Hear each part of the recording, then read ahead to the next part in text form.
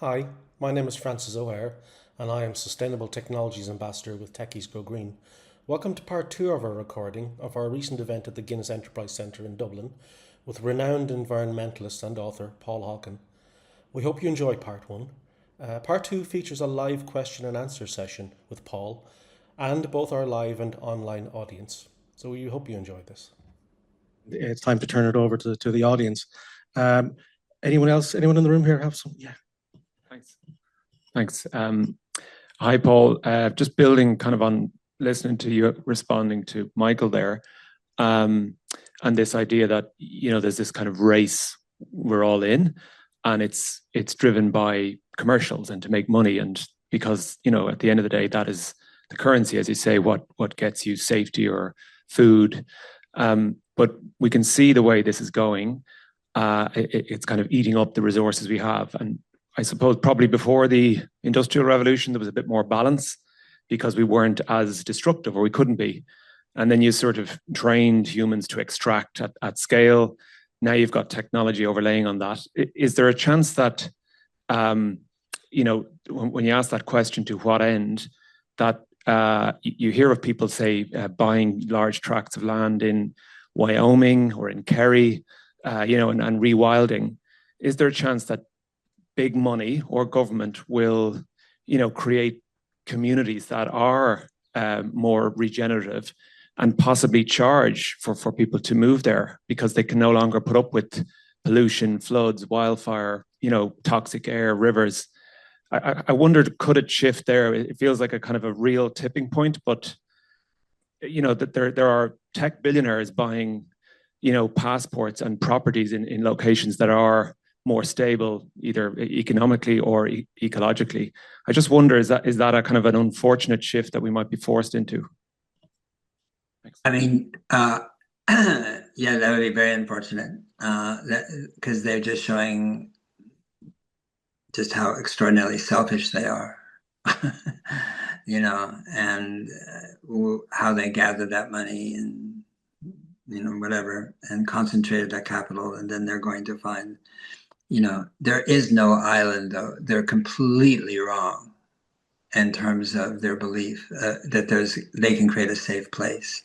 That is absurdly deluded.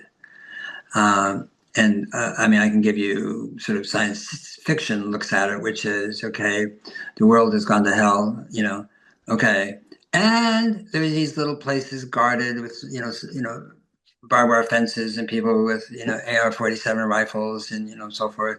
And inside these areas are people with food and, energy and living safely and all that sort of stuff. Yeah, really? What do you call that? Civilization? I don't think so. And where do you go? Where do those people go? Where's your community? Where's life? Where's spirituality? Where's, the things that make us human? Which is compassion, understanding, sharing. Where's your heart in that situation? You just die. You may be walking around in that for a while, but you're dead.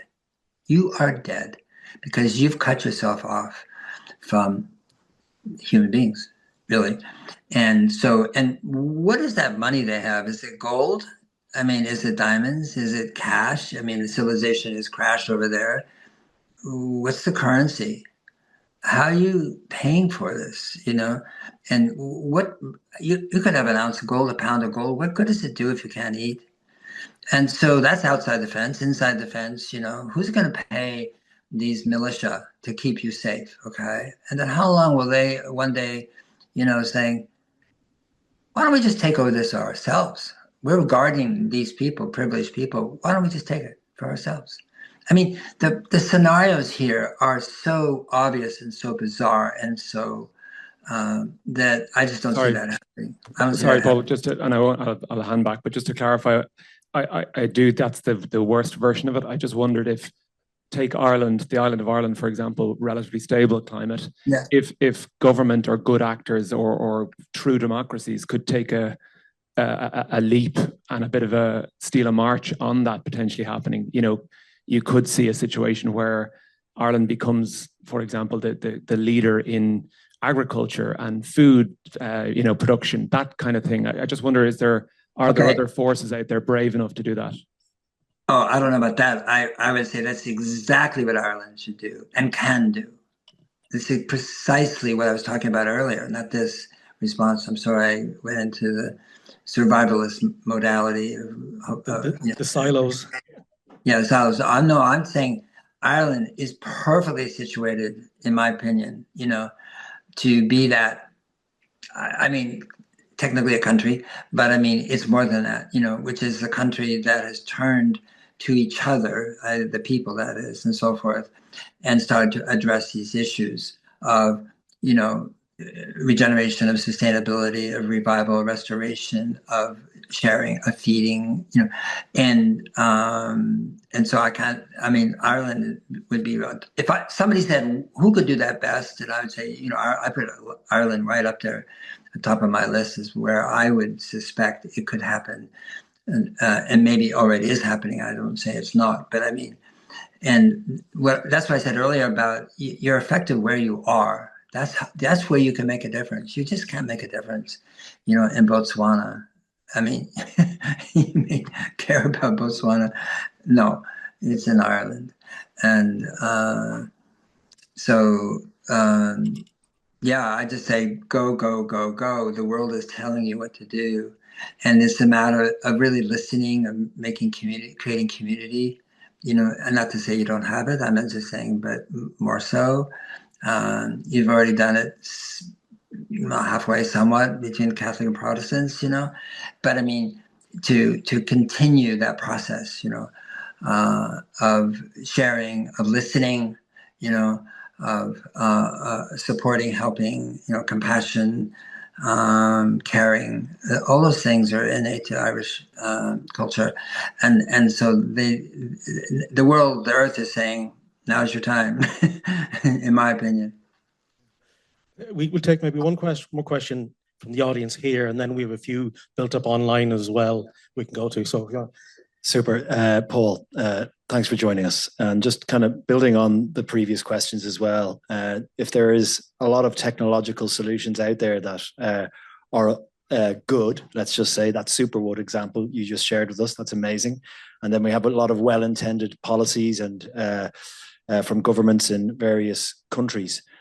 I'd really love your opinion, and you may have answered this already, but just to revisit it, what's holding us back? Momentum, the momentum of the existing industrial, I don't know what the right adjective is, but of the existing economy, the momentum, the concentration of capital, it continues. And, what does money do? Well, it tries to make more money, right? And I mean, it's in the hands of fiduciaries, and that's their job. And then what do? Well, they invest. Invest in what? Invest in something that's going to make more money. Almost without exception, those things that can make more money are the things that continue to destroy, eat up, resources, places, water, air, earth, forests. It goes on and on and on. And so that to me is what's the word? Because that question, I have that question, I see it every day. I'm going, because the United States now there's just so many multi-billionaires, and they're very much supportive of Trump. And where do they get their money? What are they going to do with it? And where's it going? And who's managing it? Besides, Goldman Sachs and JP Morgan, all these people are managing the money, and then they make lots of money managing money, so it's out of control, completely out of control. When you have, 40% of Americans cannot make it to their last paycheck. Paycheck to paycheck, yeah. Yeah, that 40% can't make it. Walmart, largest company in the world, actually, they know better than anybody what's happening with people, because towards the end of the month they don't buy baby food or diapers or things like that. They can't. I don't know what they do. They can just see the change in purchasing, and then on the first of they get paycheck, boom, those things go up, and so forth. So that's America, the so-called richest country in the world, right? And so I just feel like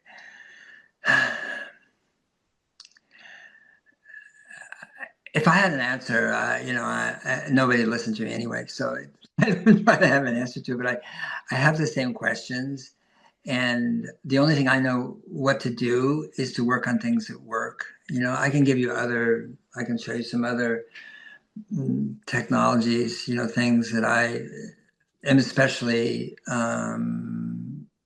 in favor of, because of that shift. They make a shift to a world that uses less and works better, not just works as well or almost as well. No, actually, it works better than the way we have fashion designed the world today. And one of them is our monetary system. I mean, it does not work. Yeah. Thank you. Thank you.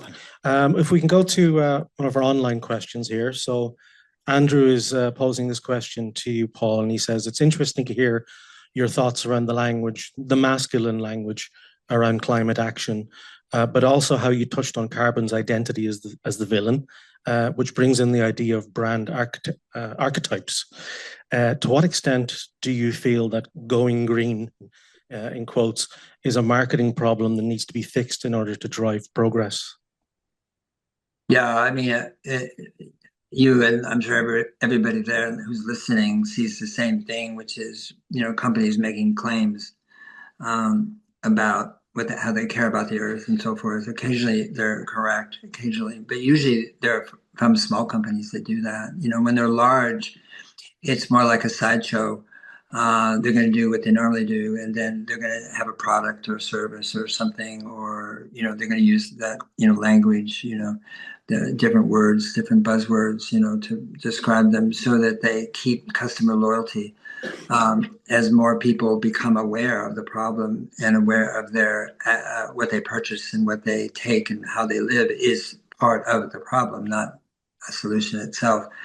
And I think, what I do is feedback. I give feedback to companies, and I consult with companies and say, shut up and do it. Don't speak out and sort of do it, and that's what's happening with the word regenerative. I mean, it is now what I call a weasel word. A weasel word in English means, I'm sure means it can mean whatever the user thinks it means. Yeah. Sustainability is a weasel word. It's a completely meaningless word, in my opinion. So anybody uses weasel words, to me, is like suspect immediately. like, what are you talking about? Be specific, be honest, or shut up. IKEA is a furniture company that does a lot of really great things and shuts up. I'm not saying, there should be an IKEA furniture store everywhere in the world. I'm just saying is that there are companies, usually Scandinavian and European, that are more reticent to make claims and more likely to actually do something that's really helpful. And so I just think, as a customer, as a consumer, that the feedback is really, really important to those companies. They do pay attention to it, even though they won't respond necessarily. And to, if possible, gather support from others. And, and again, it's like, if a company's too big, it'll probably ignore you. But the fact is that, that they do pay attention. They have to. And so it's feedback. Again, it's gathering people, gathering friends, coming to the understanding. People don't understand that when a company says X, Y, or Z, about the environment or sustainability or regenerative, there's just BS, really. It's like, sprinkles on top of frosting, top of a cake. It's like the sprinkles, and it has nothing to do with the actual metabolic impact of that company. So yeah, feedback. Interesting. Yeah. We have a question here from Alan, who says, hi, Paul. My organization works with leaders who sense that sustainability is no longer about targets and reports, but about mindset and culture shifts. From your perspective, what inner or cultural changes are most essential if businesses are to align with the more than human world you describe in carbon? But what I see is CEOs, and I know some who sort of the penny dropped, about what they were doing, what their company was doing, what the world needs, what it does not need. And they just quit. Because they don't see how they can meet their obligation as CEO or whatever officer to enhance shareholder value and take care of the living world. Now, a lot of them that I know of are saying they do, they will, they are, they care. You get companies like Microsoft, who's buying offsets all day long, which really have almost no effect whatsoever, and but go on their on their tally sheet in terms of their impact.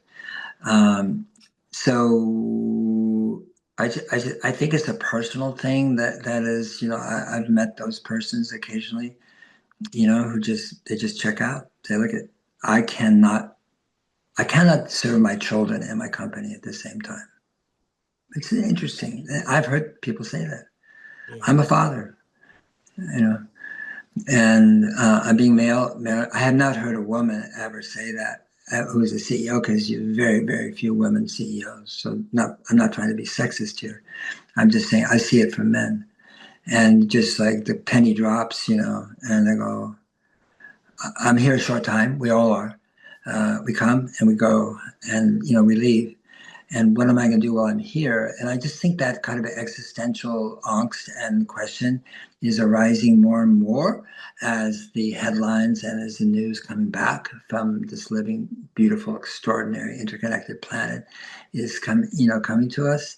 That more and more people on all levels, not just the CEO level, by the way, but are saying, I'm out.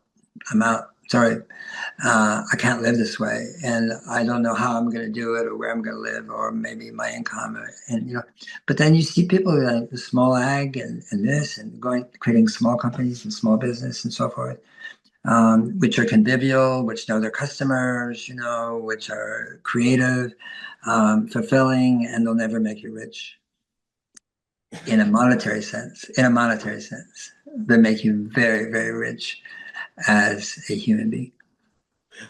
Very good. If anyone's under time constraints in the room, maybe it's time to get your question in. We might, Paul, I don't know how you fixed for time. We're just on time here at the moment. I'm fine. I'm fine. Yeah. Cool. Thank you. I have another question. Paul, in your book, you talk about the intelligence of living creatures, and it's amazing. And if you haven't read the book, I really recommend it to everyone. And by the way, we have signed copies of Paul's books here for each one of you leaving this evening. Yeah. So, but the question I wanted to ask, you mentioned in the book about the owl butterfly, and I think we might be able to put an image up of that, and also the monarch butterfly who lays their eggs on, is it the milkweed plant, which is a toxic plant for its predators, so the eggs survive. But not alone that, the caterpillars that come out from the eggs, they actually eat the milkweed leaves and make them toxic. So that's how they survive. And it's just the intelligence. And Kajal, I don't know if you can put up the image of the owl butterfly. This is an amazing butterfly. It's about 7 inches in diameter. And what do you see when you look at that? You see an owl. And as I understand it, Paul, the owl obviously comes out at night and the butterfly comes out during the day.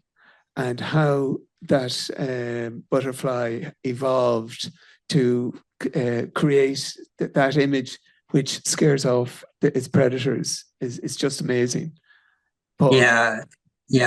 It's called Batesian mimicry in science, by the way. And so those are eye spots, and those eye spots are you can see how accurate they are. You look closer, and you and I, most of us there, maybe we'd have a hard time if all the tools we had, paintbrushes and this and coloring and pencils, to create something as accurate as that is on the butterfly. And so there's lots of questions there, which is, how did the butterfly know to do it? How did it do it? It actually comes out at dusk, the butterfly. And so basically it's trying to prevent itself from being eaten and plucked out of the air by birds. And the birds see an owl there. They don't get near. And so it's protective camouflage in a way for the owl butterfly. And but it goes to a really deeper observation or question or thing, which is, do we have any idea how intelligent the living world is? I'd say absolutely not. We don't know where we live. We don't know what's in the soil. There's a beautiful book called Light Eaters by Zoe Slanger. She spent 8 years interviewing botanists from all over the world. She was a climate reporter for the New York Times. She just got tired of reporting, what we all know and see. And she talked to botanists. At the very end of the book, she was, I'm sure many of you are university students or have been, the scientific paradigms, are really controlled by the older scientists, what's true, what's not true. And so if you're trying to get peer reviewed, for a paper to publish so you can become a professor at this university and so forth, you got to stick to the paradigmatic beliefs of the older, usually men, but not always, in the university. And but she taught the botanists off the record, so to speak, like, okay, we're just, talking and about plants. And the whole book is about plants, fascinating thing. And they said to her, the only way we can understand a plant, not just this plant, all plants, is that the entire plant is the brain. There is no other way to understand the function, the language, the perception, the action, the way plants act and survive. As they're sessile, they don't move, so they develop, attributes that, animals don't have, like us.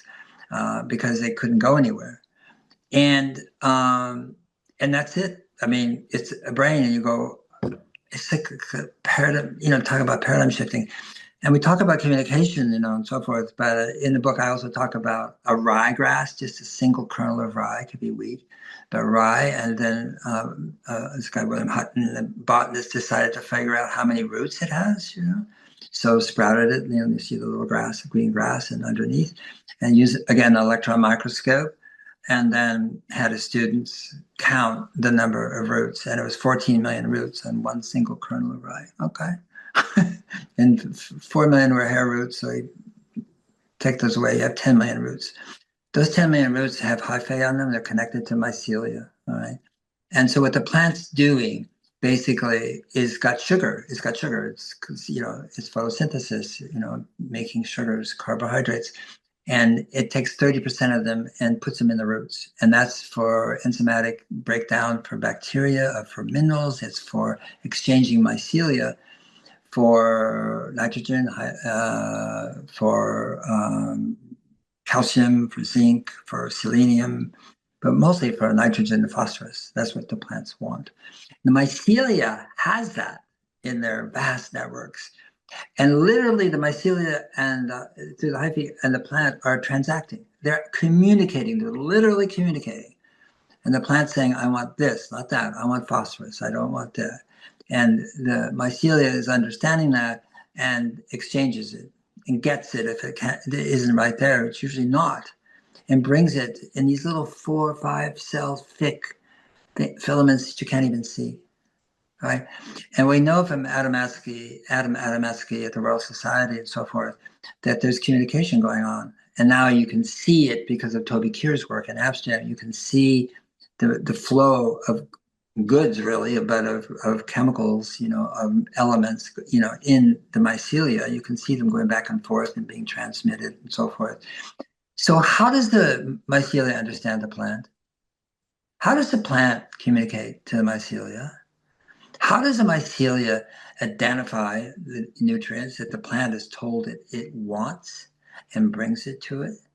And what Adam Adamski's discovered is that the mycelia have a clicking sound to communicate, just like the sun people or sperm whales and so forth who use the clicking of the tongue.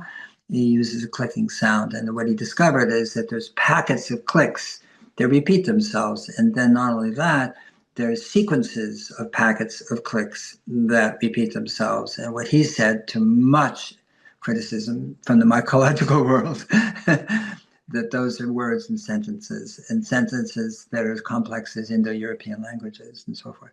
So even if he is wrong, which I don't know that he's right or wrong, I'm not a scientist in that sense, but he's identified something which is going on, which is this extraordinary communication. Okay, that's one single kernel of rye. So now, when you leave the room, when you go outside, look around you. Look at the trees, look at the shrubs, look at the brush, look at the grass. We have no idea what's going on down there. And except one thing, there's more life below the surface of the earth than above. But so it just, that humility, it just beggars our understanding of what we think is true in forests and grass and pastures and all that sort of stuff. And that's true about the entire living world. It's not just that intersection or that communication between plants and mycelia. So it produces a kind of humility, I hope. Just like, oh my God, but also kind of like, whether you're a religious person or not, which is like, oh my God, I live here. I'm so grateful. It's just is extraordinary. This stuff keeps me alive. It's my life. It comes from that process.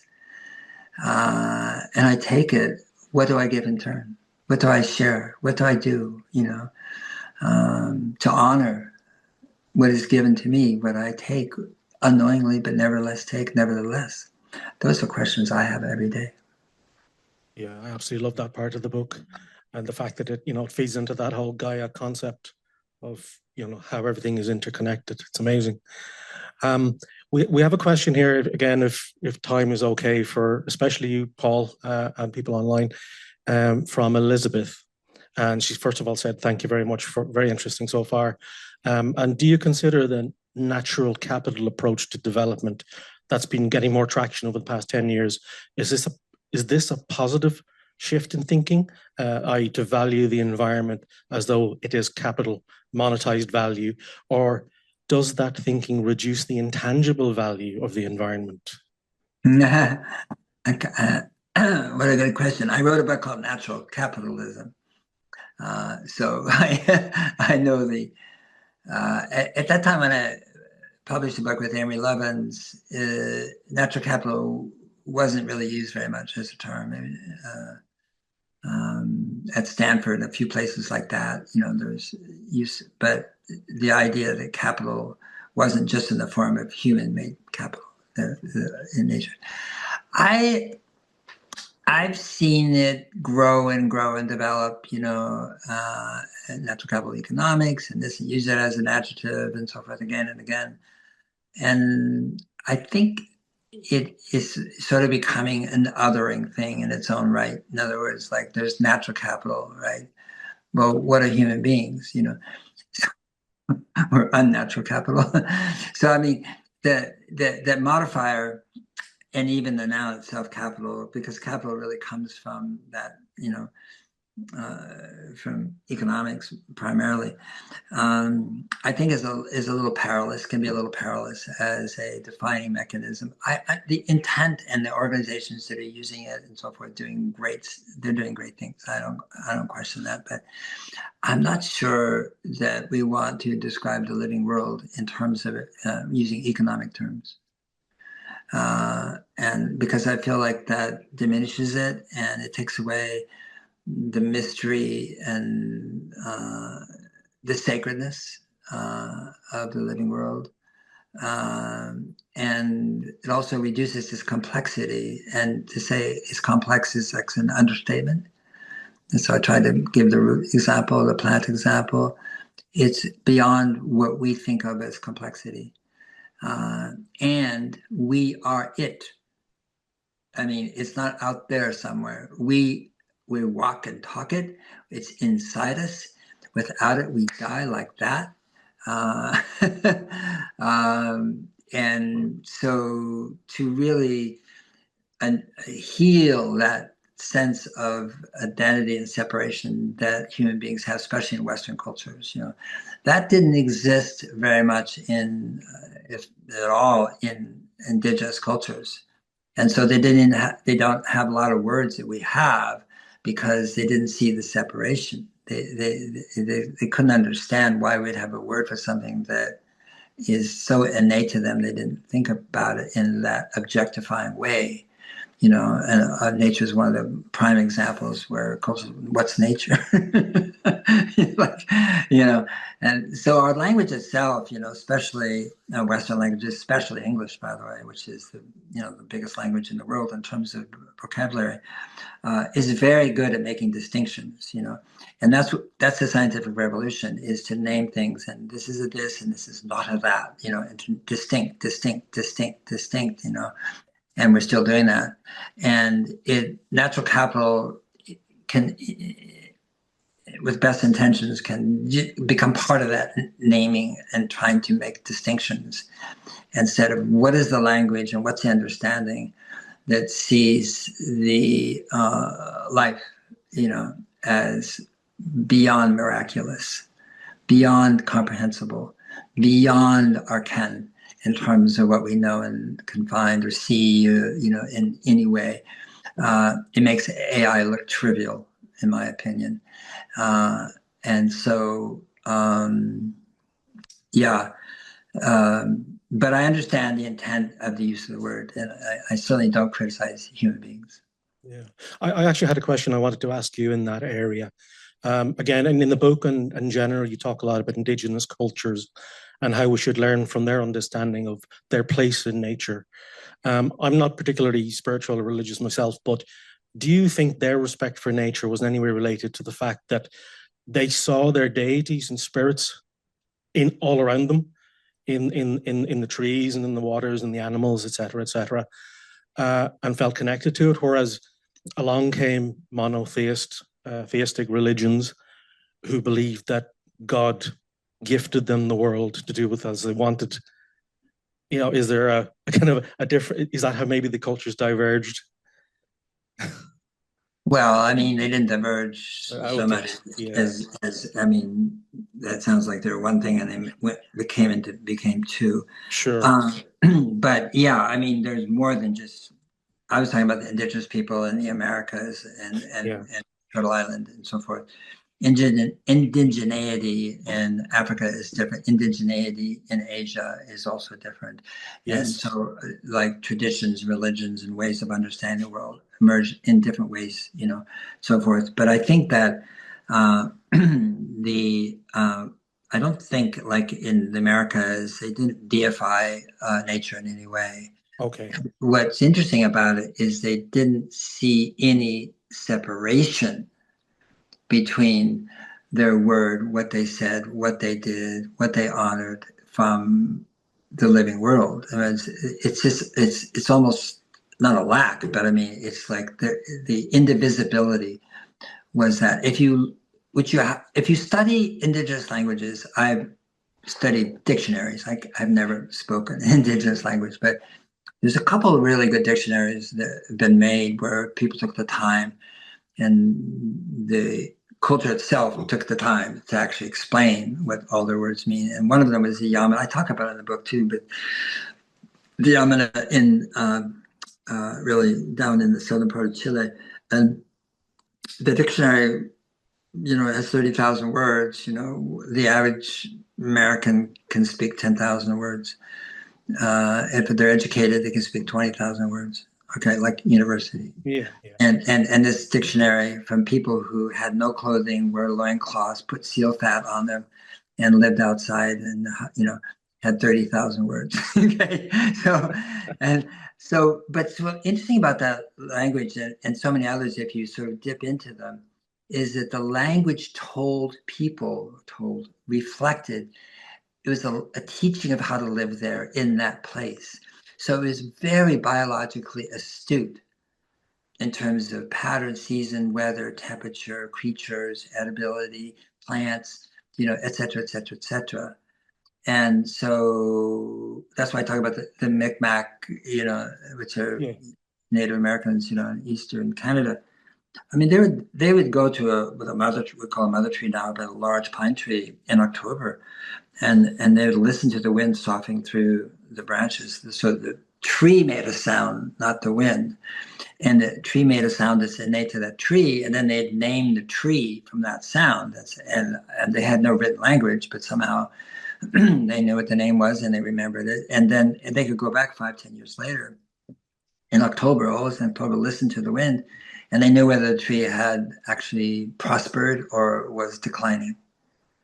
Yeah. Well, let's stop right there. Like, what was the name? We have no word in English for naming the sound a tree makes, and how do you remember it for 10 years? You have no written record of it. How do you make the distinction, the sound, between 1 or 2, 5, 10 years later? I mean, again, so these capabilities which they took for granted, and I think a lot of the indigenous cultures actually take for granted ways of seeing, being, so forth. And one of the things they said, and which they were greatly mocked for when the first Europeans came into the Amazon, was they would say, we listen to the plants. Wow, that just consigned them to being primitive, natives and, really ignorant and so forth. And you can read the literature from Bates, the Batesian guide, but others about just the derision that was given to these cultures, stupid, ignorant, blah, blah, blah, blah.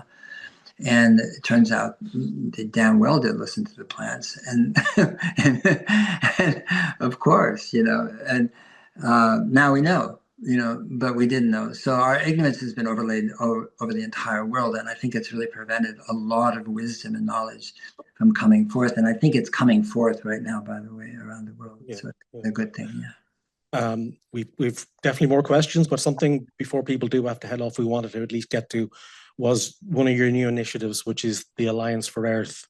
Yes. If you had a moment to tell us about this amazing thing you're putting together. Yeah, when I was a lad, younger, I lived in the Sierras, and I was a caretaker. Just in my bio, I was on the streets when I was 14 years old. I had no place to live. So, but this family took me in as a caretaker because sometimes I'd go to the city and back, and so I watched the ranch. Okay, we would have fires. It's the Sierras. It's fires in California. It's a fire ecology state. Of course, you're always going to have fires, and either grass or forest or both. And then everybody was a volunteer fire person. In that area, it's not like you had people waiting for a fire. Sitting around getting paid. And so you'd put on the boots and this and that, and you go fight. Say the verb fight the fire. And then eventually the fire is out and you tamp it down to make sure there's no embers, and then you go home, take a shower.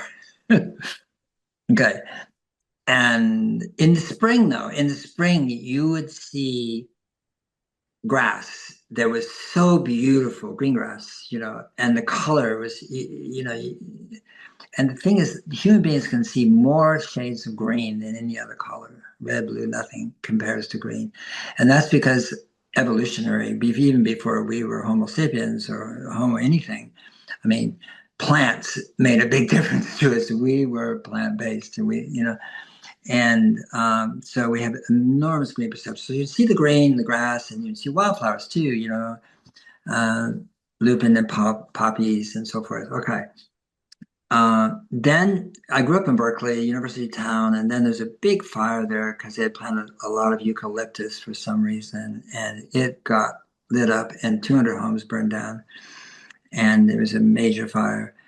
But it was near the university, and knowing people there, I heard about the fact that they were seeing wildflowers that hadn't been seen for 50, 75, even 100 years. There was wildflowers coming up. I'm going, whoa, wait a minute. That's not possible.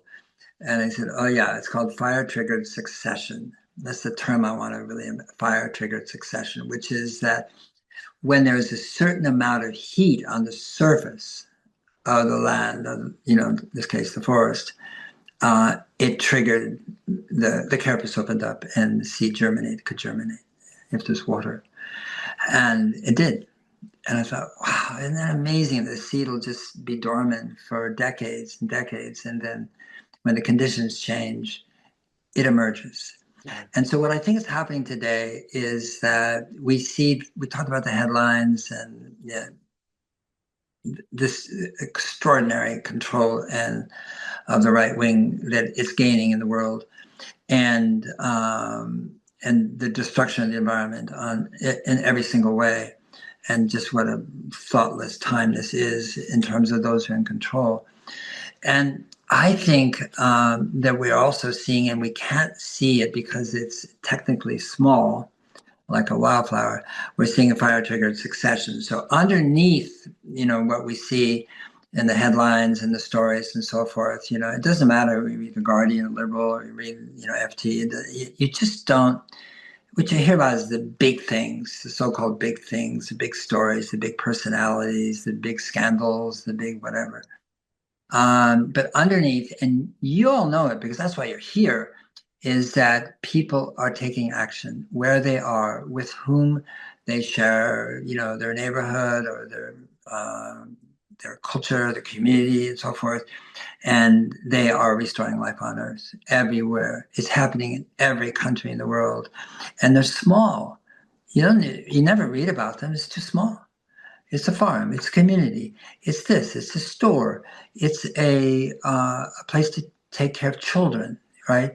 I mean, it's people, it's place, it's forests. It's just, it's the headwaters, the Alliance for the Amazon Headwaters. Okay, that's an alliance. Have you ever heard about it? Probably not. And the point being is that there is hundreds of thousands of these organizations, or if you want to call them, whatever you want to call them, in the world, and we don't know about it. We don't see it. It's not in our face. It's not on our social media. It's not on TikTok. It's not in our newspapers. It's too small. And it doesn't make news. And so what the Alliance for the Earth, and you can go to the allianceforearth.org and look at that's all you can see is this first splash page, but basically is gathering people around the world to create I hate to call it a website, but it is basically that actually links you into the rest of the world, right? What's happening. And so come on in, let's meet each other, let's share, let's learn. It's in 105 languages. So it's not Northern dominated, not English dominated.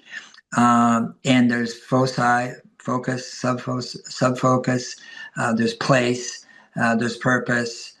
There's types of organizations, many types, and that's what we are working with in a collaborative way with other people and organizations, the Pachamama Alliance, and people in Holland, people in Australia, and it'll be out soon, the first iteration of it and so forth.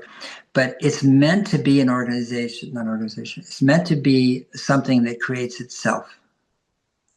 It's not ED, here's the directors, here's where you can send your money, this is the board.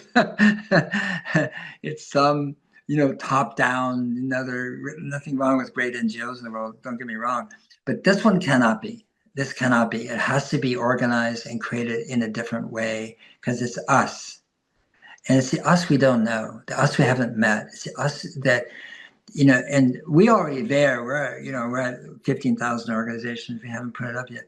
But I mean, when you start to see, read, hear what people are doing around the earth and so forth, it is just stunning. And this is what we have to know in the morning besides, who fucked who, who screwed who. We've got to know each other, and you're here today because you care. Maybe not about me, I don't care, but you care about the subject matter.